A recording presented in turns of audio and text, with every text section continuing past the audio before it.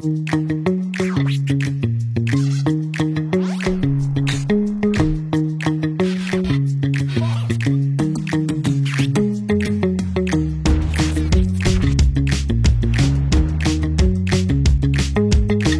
réalité, on est en France face à une pénurie de candidats d'emploi sans précédent dans certains secteurs. Je pense évidemment au secteur de l'hôtellerie, mais aussi le secteur du bâtiment, le nettoyage, l'aide à domicile. En fait, tous ces métiers qui étaient en première ligne au moment de la période de pandémie. Tous ces métiers qu'on a, nous, applaudis, qu'on a soutenus et qui ont été complètement abandonnés.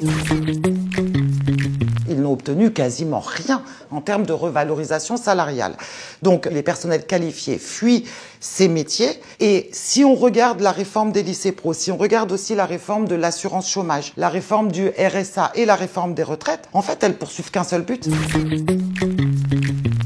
C'est mettre tout le monde au boulot, sur des métiers désertés, sur des emplois précaires, quelles que soient les conditions de travail. Le président Macron et son gouvernement sont en train de forcer la population à travailler plus longtemps pour les seniors, à travailler plus tôt pour les jeunes, à travailler plus pour les plus fragiles socialement. Ils s'attaquent en fait à la population plutôt que de forcer le patronat à faire un meilleur partage de la richesse. Enfin, tout le monde est au courant des super profits. Je pense à Total, mais il y en a plein d'autres entreprises qui ont fait fortune grâce à la pandémie, qui reçoivent en fait de l'argent public sans condition. Le président se targue. L'apprentissage, c'est un succès magistral. On est à plus de 800 000 contrats d'apprentissage.